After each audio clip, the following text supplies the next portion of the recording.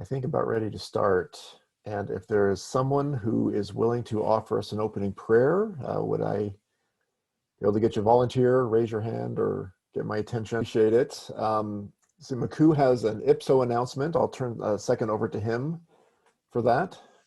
Yeah, so today, after seminar for the Hangout, we're going to be having like a informal book club slash book sharing session where you can have a chance to share some of your favorite books that you are reading or read recently. They can be related to school and IP&T, or they can be completely unrelated, fiction, nonfiction, whatever. Just come and be ready to both give and listen to some good book recommendations. And yeah, we'll do that right after seminar today. Thank you, Maku. Are there any other announcements that anyone has? Any matters of business for the group? Then we will turn the time over to our speaker today, our very own Spencer Yamada, an IP&T student, recent MS graduate, recently finished his master's degree, and now is pursuing a doctorate with us in the program. He is also has a experience in graphic design and will be sharing with us, I believe, some principles of graphics that those of you without that experience may find useful, kind of a quick starter beginner's guide. He may have some other things that he'll be sharing with us as well. So Spencer, we'll turn the remainder of our time over to you. Let's give him a warm welcome from IP&T, and Spencer, please take it away. All right, can everyone hear me okay? I see nodding, great. It's good to see everybody. Let me go ahead and share my screen. Does that look okay? Can you see my slides there? We see your text conversation. My text conversation? With maybe a sister.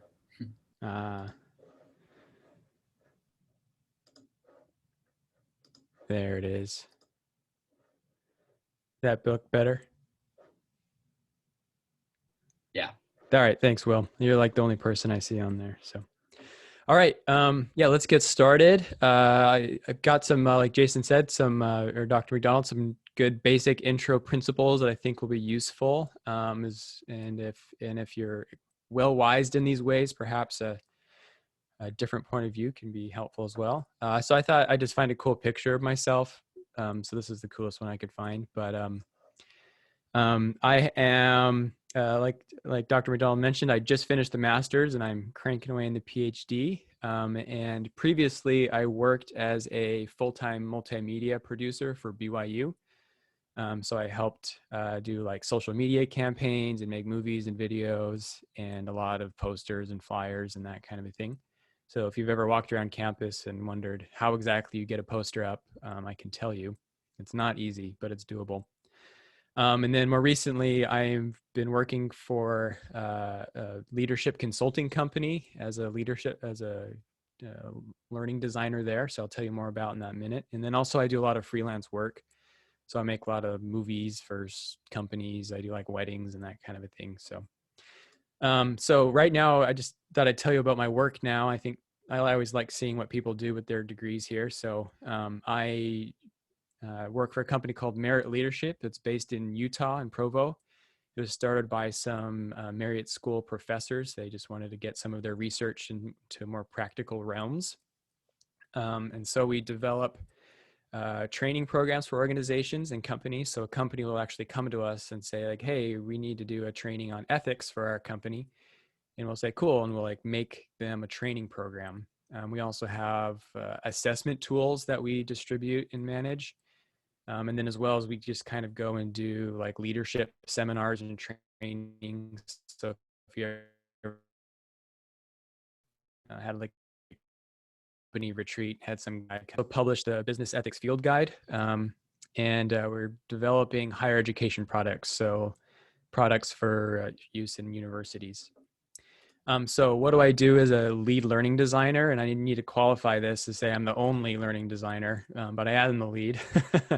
Is basically a lot of my work comes down to I make just PowerPoints all day pretty much, and I just get them tested and make sure they work well with people and get them off to the customer, hoping they're happy. So a little caveat here. I think there's a lot of really useful ways of looking at design for learning. There's some really robust, thoughtful methodologies and approaches. And this is kind of just a lot of my personal experiences and personal principles that I've picked up over time. And so there's some classes here in the department you can take. I know Dr. McDonald does a lot of research in design theory. So this will be kind of mishmash, but there's better stuff out there if you find this wanting, I suppose. So maybe I could just have a couple people comment on the differences that maybe you perceive between these two ideas, between a graphic designer and a graphic artist. So yeah, maybe we can have one or two people unmute and share what their thoughts are. That's would be great.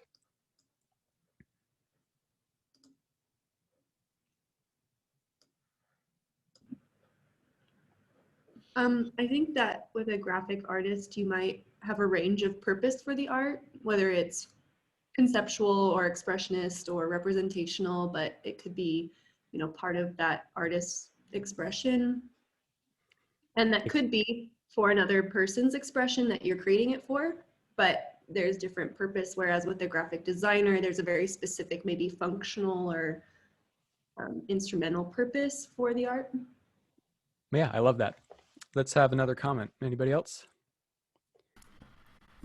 In my experience, I've noticed that a lot of the times these terms are interchanged. That people don't really know that there's much difference. Also, a term commonly used is a commercial artist, and basically it's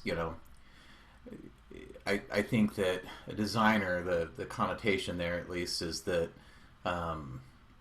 you're not just designing, you're not just putting together the art of an image, you're kind of integrating the utility of it, and so that includes typography, layout, final product presentation, things like that, whereas an artist may only be concerned about the imagery. Cool, perfect. Two great comments. I think those are both spot on. So I bring this up because, like it was mentioned, a lot of times people confuse these and they get intimidated because they maybe feel like they have a proclivity to one skill set or another skill set. You may feel like you're more of an artist, or you may feel like you're more of a designer. And then when you're trying to get work done, sometimes it gets all mixed up. So just to clarify, today we're talking about graphic design, not art, okay? If you want to get I cannot a different skill set than we're talking about. So in terms of what graphic design, it was kind of mentioned already, but there's this kind of utility to it, right? It kind of serves a purpose. So in my mind, I think of design, I think of building, I think of engineering, I think of problem solving. And there's an art to this, right? This has a touch and feel, some experience comes with this. But the key thing to take away from the idea of becoming a graphic designer, and especially in learning contexts, is that I sincerely believe graphic design is a skill that you can learn, right? It's not just this thing you're born with. It's not a natural talent. Maybe you have a natural talent towards it, but anybody can learn how to do it because you're creating useful and focusing on utility, and you're not trying to find artistic expression, which is just a whole nother ballgame in my mind. Some people say that's a skill, but I don't have it. So I'll just say I wasn't born with it. Call it good at that. All right. So the other thing I want to point out is that as a general principle is that graphic design is a lot of work. It's more work than you think it is. I think of it as kind of like painting a house. Did you ever sit down and say, oh, let's paint the kitchen or something? And it really takes, you say in your head, it'll take so long, but really there's 4 times as much work involved as you're really calculating. And so getting good work, graphic design work, takes a lot of time, takes a lot of resources, and it takes a lot of planning and preparation, just like painting. You spend more time like taping the walls and the ceilings than you actually do like rubbing stuff around. So it's a lot of preparation. It's a lot of hard work to get really good results. And if you don't have those resources or that time, then sometimes you just have to do with the best you got. So I'm going to give you a basic definition of what is good graphic design, and I'll keep referring back to this in terms of what we're doing in terms of learning development. So we're going to talk about conveying information accurately and efficiently. and conveying the meaning of the information accurately and efficiently. I think it was Dr. Gibbons gave a presentation a couple weeks ago. He talked about how there's information, but there's also kind of there's another layer to it that gives it context and kind of some meaning.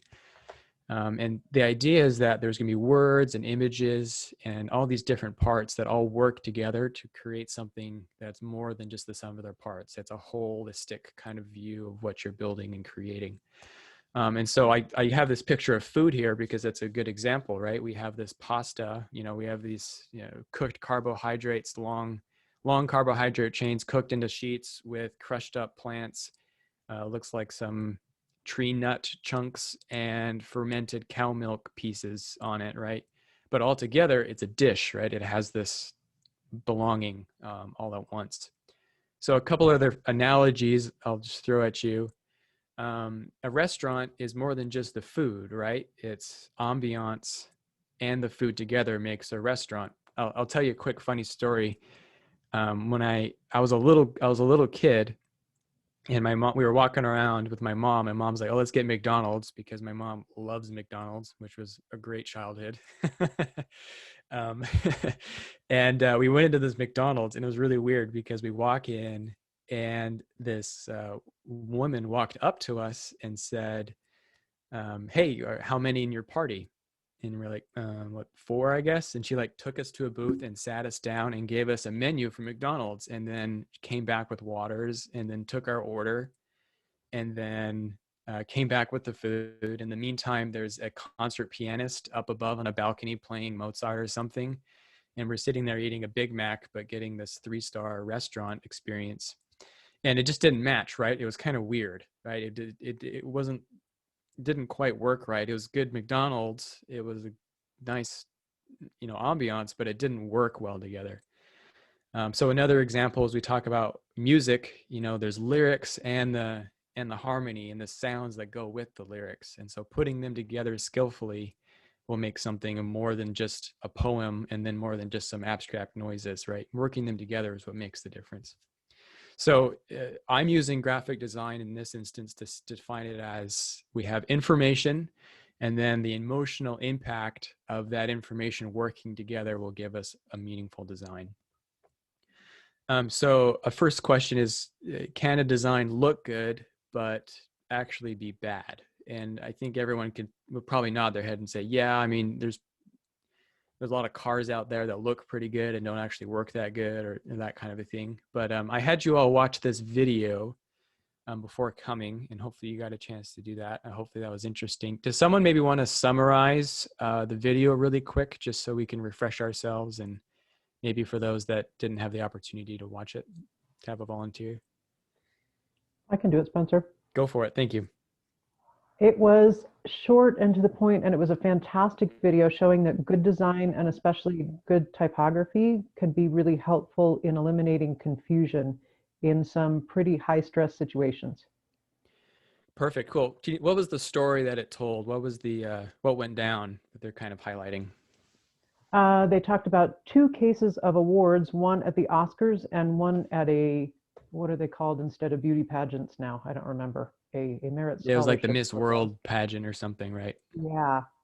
Yeah, where there were mistakes made because the design of the award card was so difficult to read.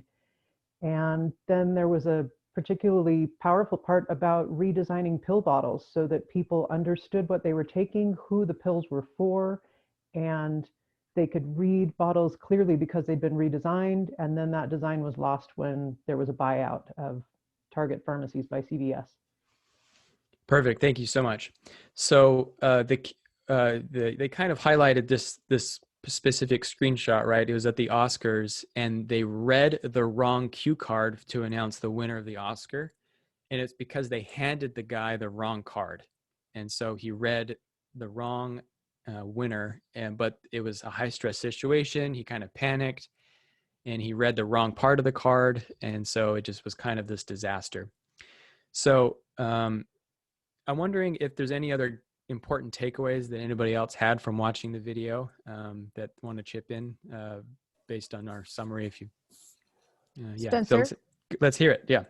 Spencer, just with what you've been talking about, you can have good design and it still won't work.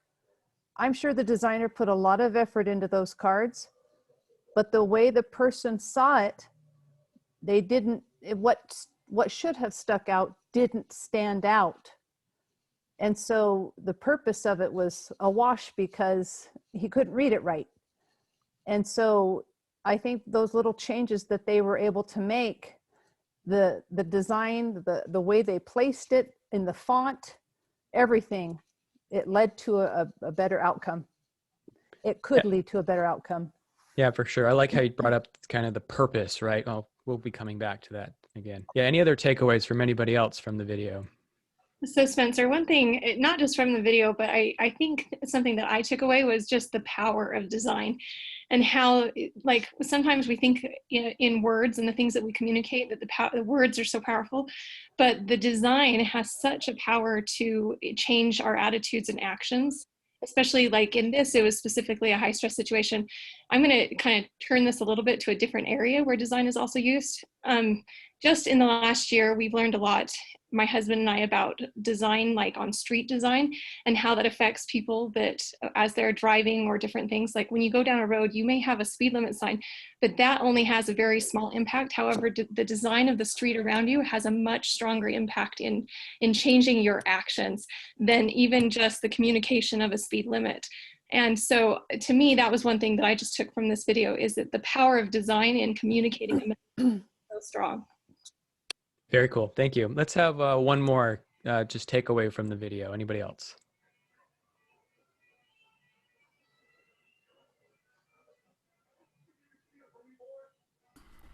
I think more specifically, one of the issues that with the award card especially was the hierarchy of information. You know, that design can really help establish relationships and importance of what's being presented.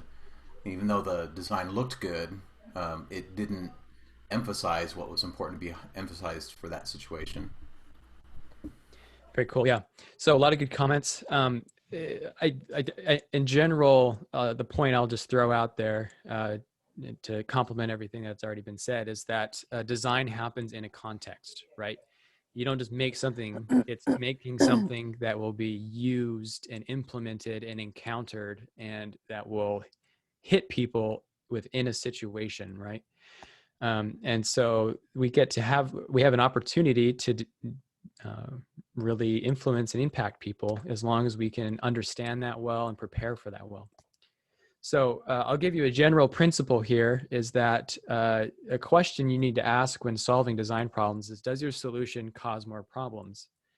And this happens a lot. I think, rearranging furniture, for example, right? You say, I'll move the couch here, but then all of a sudden it blocks this exit and I can't see the light and the bookshelf's too close, right? All these kind of things kind of cascade towards you unless you're careful. And so the question is, what did they do about this problem of the Oscars? And you think, oh, well, they should redesign the cards and make them simpler and easier to read. And my idea was to give them a script to read, so they can just read it off and not have to think about what they're doing. I don't think anyone suggested that in the video, but that would be my idea. But what they actually did is they triplicated all of the cards and then gave someone on the side someone to check and then someone up in a booth to check. And so to me, they didn't really solve the problem. And now there's 3 people that could possibly get the wrong card and cause a kerfuffle, right? So don't do what they did. It's going to happen again. I guarantee it. So an opposite side to this question is, can a design look bad but actually be a good design? And the answer, I would say, is yes. I think I see you guys kind of nodding like, yeah, I guess. So I'll show an example. We can talk over it a minute. So this is just a screenshot from Amazon. I don't really see anything beautiful or meaningful or elegant or kind of, any kind of words that I would use to describe something as being, elegantly and well designed, but is it effective? And I would say yes, it's very effective, because I go to this website all the time and it keeps bringing me back. And so, yeah, do you guys have any comments about that, about bad design that still fulfills its purpose? Any comments? Craigslist.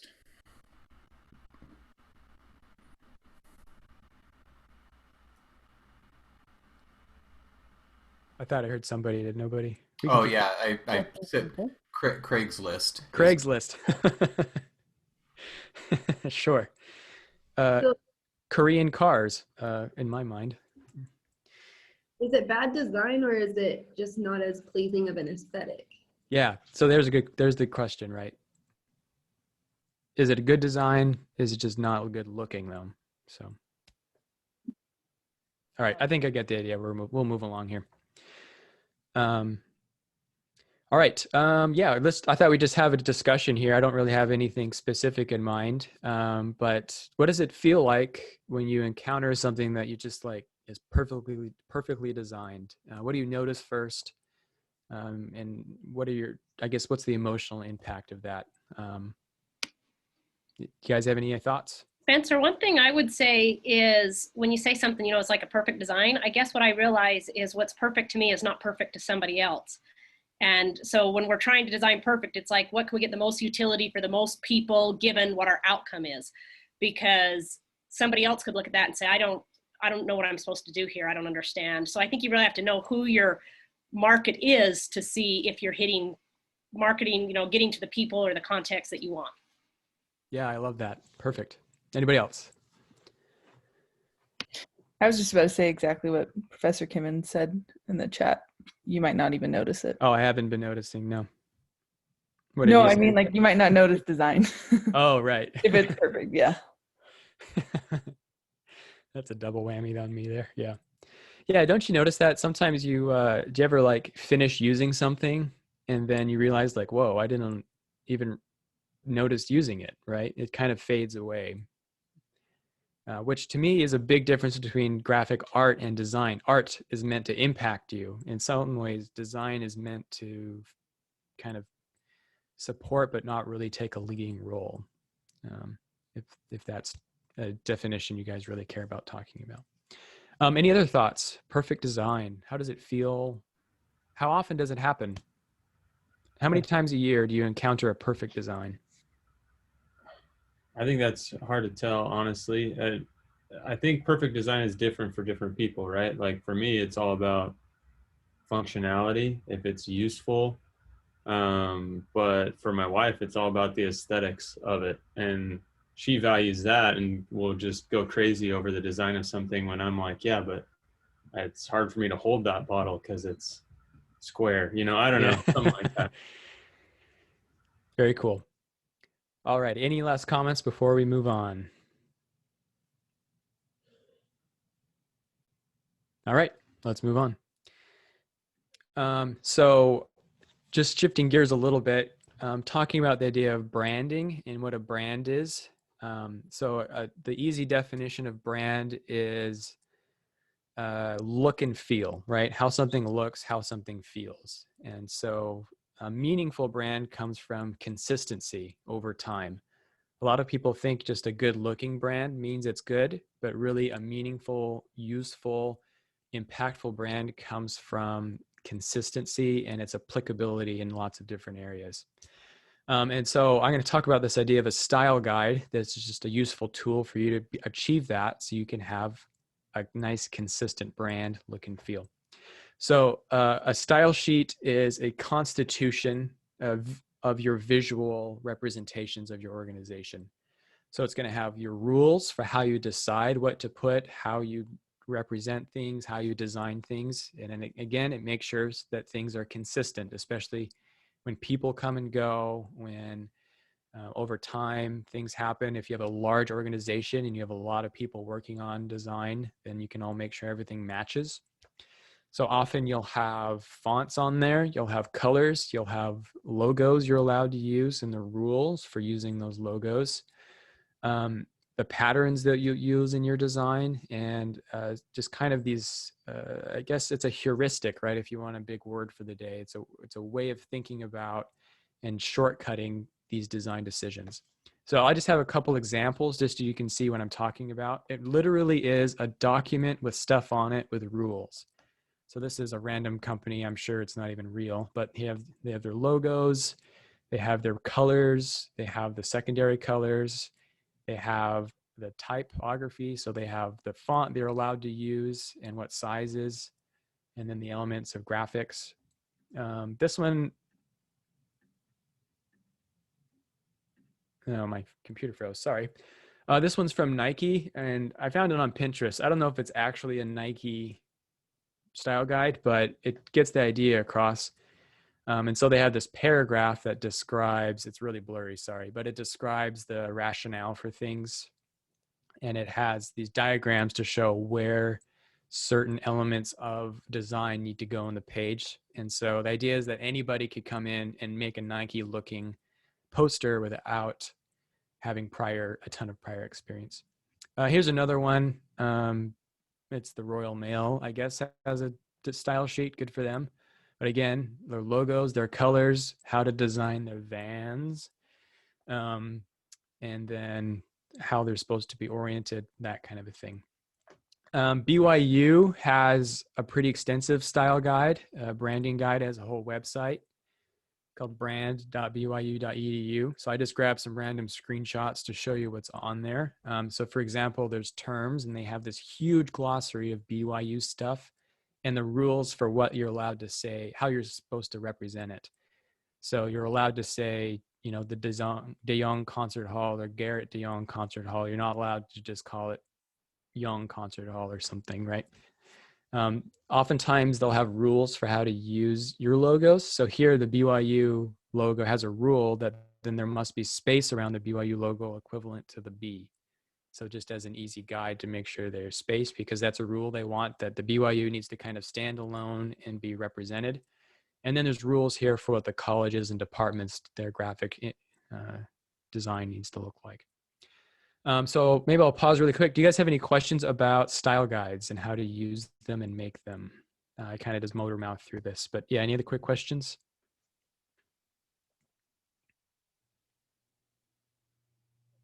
I explained it perfectly. Fantastic. Am I missing anything in the chat, by the way? I haven't been monitoring that as well as I'd like to be. All right, cool. So here's a little tidbit for useful design practice is that your eyes knows where to start and your eyes know where to go. So sometimes you'll get something like a flyer or you'll see something and it'll just feel off to you. It'll feel like this isn't well designed. I don't like it for whatever reason. Often it's because your eyes just don't know where to begin looking. And so I have a little trick for that to help you assess that, just out of my little tool bag here. So back to our Amazon example, what I want you to do is if you have glasses, just take off your glasses, or if you don't, just kind of blur your pupils a bit and see if it kind of fuzzes out the details, but it kind of gives you a shape and feel for the design as a whole. Is your eyes, while blurry, drawn to something specific on the page? Give it a try. It works for me and people that I show it to. It may not work for everybody. Let's see here. What did people see first?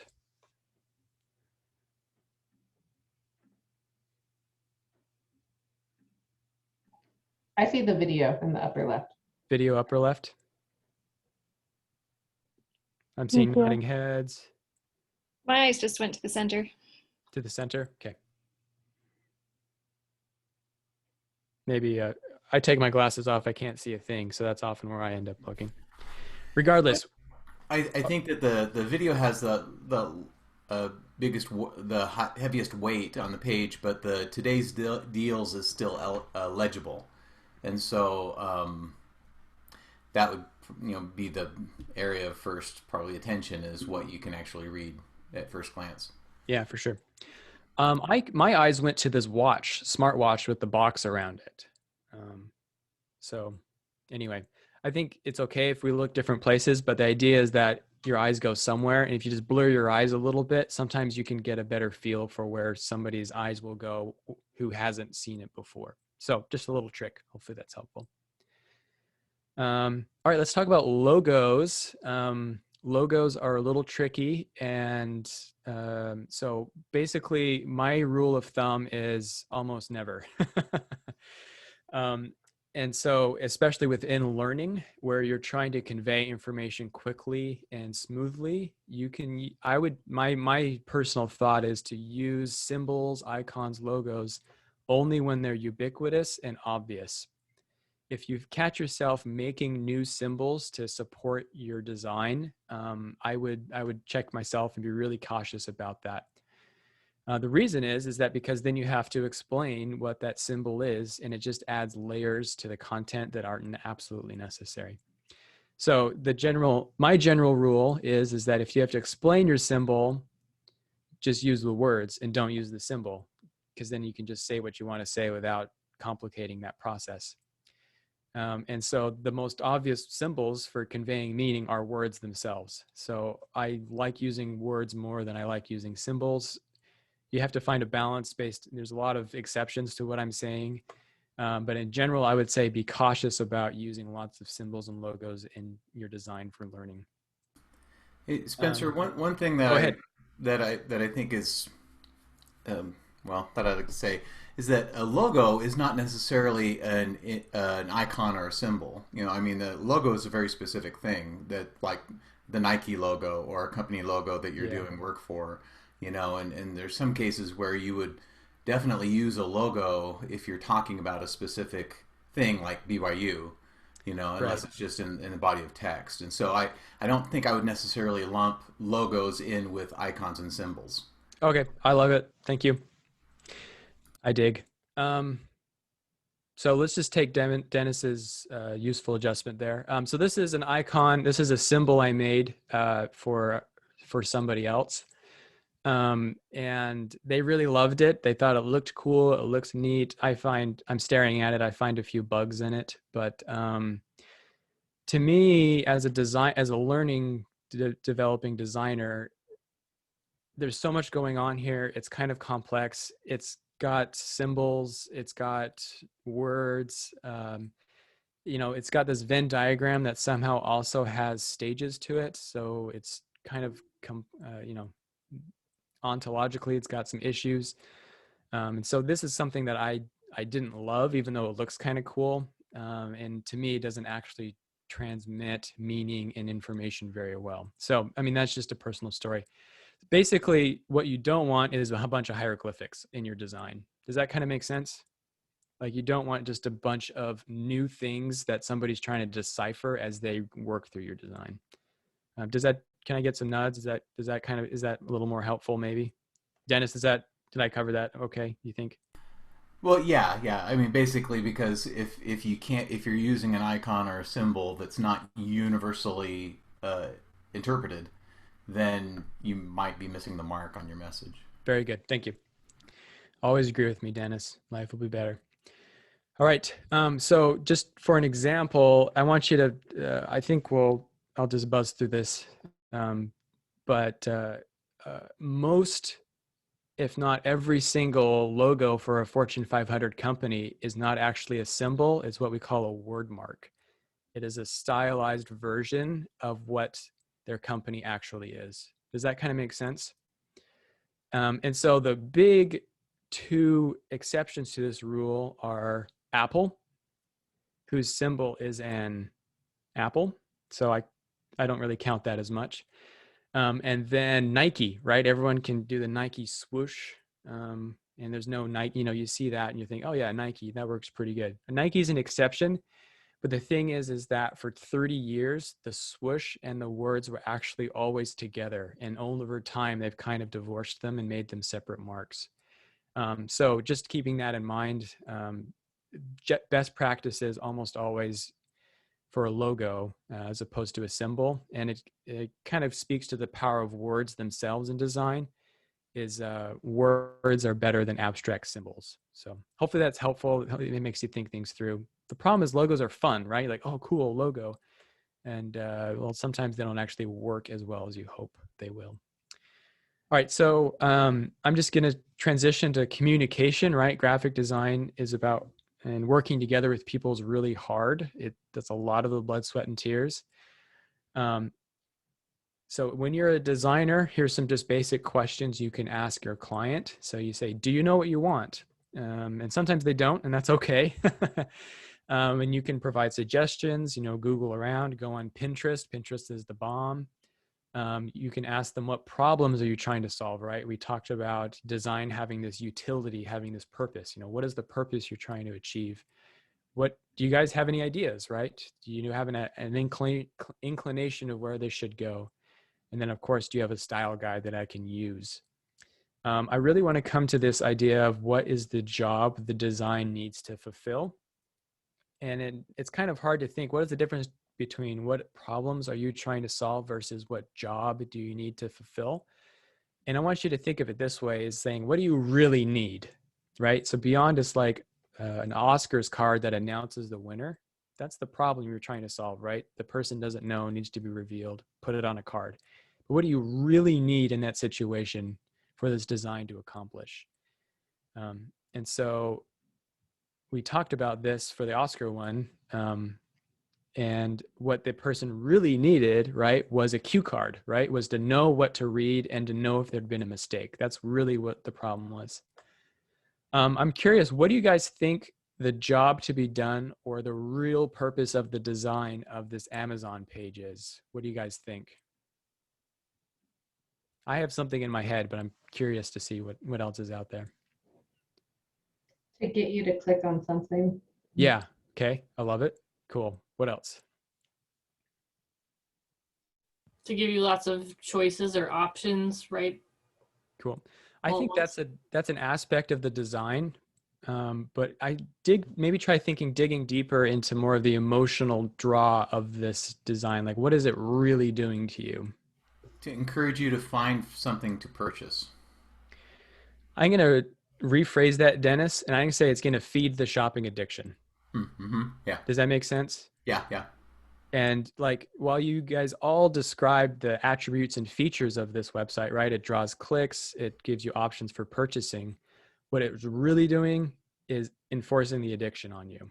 And it's really good at that. Well, it's good on me. I don't know about all you guys. Maybe you're a little more, pandemic was hard. Okay. Let's just move on.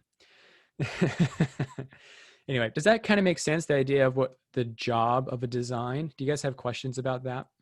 I just have a comment, Spencer. Yeah. One of the things that, as we've been going through this, one of the issues is that there's often a dual purpose, right? And the designer, for example, in the cue cards, they were probably thinking, oh, I'm going to make a cool thing for the person that's going to get it, right?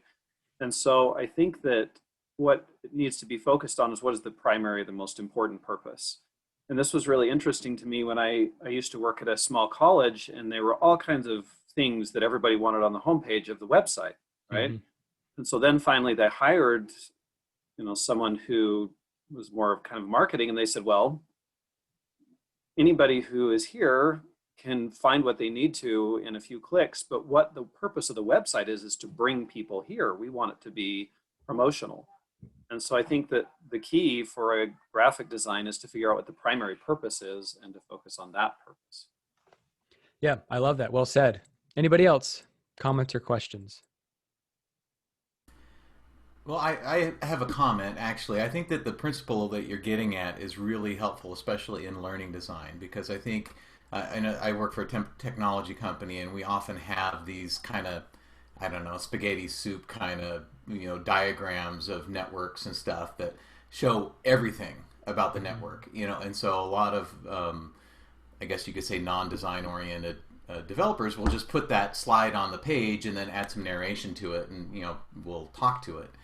But the purpose of the slide might just be to talk about one little section of that diagram. And so by putting everything on the screen and having, but only focusing on this one little area doesn't really clarify where someone's supposed to look. And so the principle that you're talking about is really important, especially in learning, to talk specifically about what the purpose of the specific thing you're working on is. Which can be the whole project, or it can be just the one slide that you're working on. Yeah, I love it. Thank you.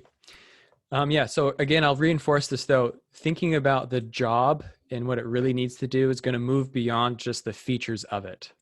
Does that make sense? It's going to move beyond just what's on there, what it's made of, what it's going to look like. It's going to deal with how it's going to impact people. And that's what deciding what that real purpose is and being able to work towards it. To me, that's the difference between making something that looks good and something that works good. By the way, Clayton Christensen, he was the Harvard guy. He talked about the job to be done framework, if you guys have ever heard of that. So there's books and a lot of good resources about that. So I stole that from him. I take no credit. I had this other example of like, why did Nike make their shoe boxes orange? And it's so they would stand out in a shoe store, right? Because all of a sudden the shoebox is part of the furniture. So I thought that was a good example. So when you're giving feedback to a designer, just if you don't know what you want, you can say like, I don't know what I want. And that's okay, I think. You can say, I'm not sure what we need. You can give them idea to get them started. Here's some ideas I Googled. I really like this one. I don't like this one. And then often this is a really important question, is the problem I'm trying to deal with is this, and can you help me solve it with a design? And so working through that uncertainty with the designer, I think is really important. And I think a lot of people just say like, yeah, it looks good, or I don't really know. And I'll know it when I see it, right? That's not a useful communication phrase. Useful phrases for negative feedback, right? Doesn't match the style guide, doesn't solve my problems. Sometimes there's just errors and bugs, misspelling, typos, things aren't aligned, something just doesn't quite work right. And it's hard to really see what something looks and feels like if there's just little distracting errors that need to be fixed. And then the design and the content doesn't serve the larger purpose. So different ways to think about giving feedback and helping you work towards the ultimate goal. So useful phrases. This is my favorite. It's called smells good. So if someone brings you a design and you say, this is on the right track. I think of it as like walking to the kitchen when something delicious is cooking. Like, I don't really know how this is going to work out, but it smells good to me. That's a useful phrase, I think. Keep working. This particular feature is working well. It's on the right track, and helping the designers see how it's going to solve their problems. So just some useful phrases there. What I'm going to do now, let's see, we have less than 8 minutes. I had a little activity. I don't think we'll have time to do it well. So I think we'll just pause for questions, whether anything specific here or anything that I've maybe blown past in the chat or anything. And then worst comes to worst, we end a few minutes early and you'll like me with more for that. So questions, thoughts, comments from my presentation. What do you got for me? Spencer, if you were suddenly made a graphic designer for Amazon, how would you make their today's deals page more compelling? Well, compelling for me is not the issue there. I wouldn't be thinking about how interesting it is. I'd be thinking about how can I trick serotonin into people's brain to getting them to spend money. I'm not thinking about how interesting it is, I guess. Does that make sense? Yes, but in terms of changes to it as it stands now, are there things you would change, or do you consider it nearly perfect because you go back there often? Kidding. Things I would change. It's hard to know, because here's the thing. Part of the design there is a little rocky, right? There's a lot of different fonts going on, a lot of different sizes, a lot of different white space shapes on that design page, right? It's all over the place, but that helps the consumer get dragged into it because more things stand out. Each little thing kind of contributes to what they're seeing. So they kind of purposely made it a bad design so that you'd notice the things more specifically and want to click on them. So they kind of highlighted it for you by making it ugly. Does that make sense? That's what I think they did. Maybe they think it looks good, but that would be my guess for what they were thinking.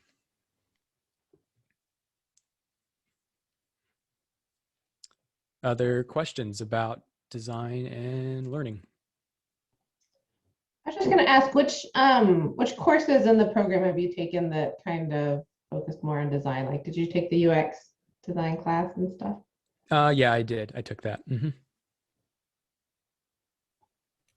It's pretty You cool. said, oh, you said you were doing something, coming up with something having to do with like higher ed Mhm. training and so forth. Can you speak a little bit about what you're doing? Yeah, so basically, I'm taking all this business-centric training material and I'm making a college course out of it. So I'm going to build a self-paced online course out of it, and I'm building a live training kind of deck to give to professors to teach in their classrooms. So those are the two kind of products we're working on right now. I just make PowerPoints all day. That's what it comes down to. So Spencer, as a designer, do you ever get caught? I mean, sometimes I think of the competing purposes of design. Do you ever get caught up in clients who are having a problem either amongst themselves or internally trying to figure out what the purpose is, and how would you resolve that? yeah, that's a good question. It's such a human, design is such a human experience because it's about people interacting with it. And so sometimes I have the people skills to convince them of something that they think that is dumb, that I think is dumb, and I think they should change. And sometimes I can't. And in that instance, I have to see my role as someone trying to be as helpful as possible. And, you know, if I make something that's super awesome and solves all their problems, but it doesn't match the rest of the organization, it doesn't actually help them because it makes the rest of the organization look bad. And so you kind of have to step back and take your ego out of it and say, how can I be helpful to this client using my skills? And that's kind of annoying, but because you know more, but it's not necessarily my job to know more than them. In theory, that's how I respond. I think I'm a lot more upset in reality. So I had some professors way back when I was making workbooks for them, and they purposely told me to make it as ugly and difficult to understand as possible, and they had reasons for that, and I just drove me nuts, made me so angry. I made it for them, but I was not happy about it. So they actually thought that. I was like, no, we need to make this as ugly as possible, and I was like, I don't see how this is going to be helpful, but all right. Yeah. What is the design theory that underpins what you do, your practice? So yeah, Teresa asked, what is my design theory that underpins my practice? I really keep going back to that jobs to be done approach to design. To me, that's really thinking about how the features and attributes of the design is going to all work together towards the greater whole, and how that's going to what that's going to mean in the lives of the person that's using it. Sometimes that's a really small purpose, you know. Sometimes it's not a big deal. I'm not going to change someone's life with the web page that I throw together. They're going to forget about it, and that's okay.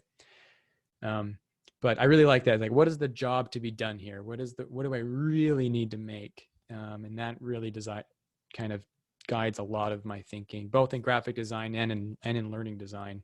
I do that a lot, but that's just personal. I think there's good reasons for it. There's other ways. There's problems with my way. So have at it. Someone's got a hand up. Yeah, Spencer, I have a friend that walks around with Sharpie, and she will find problems in posters, like grammatical issues, and fix it. Are you ever tempted to do that? Do you do that in your mind when you're walking around and seeing? No, because I'm the one who makes the errors. That's me.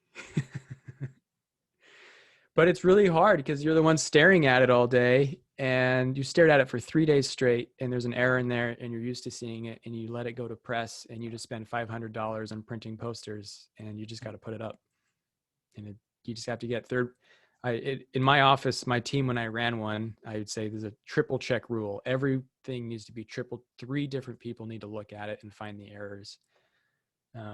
Just because no one has the ability to let bugs through their net. They just can't get it all.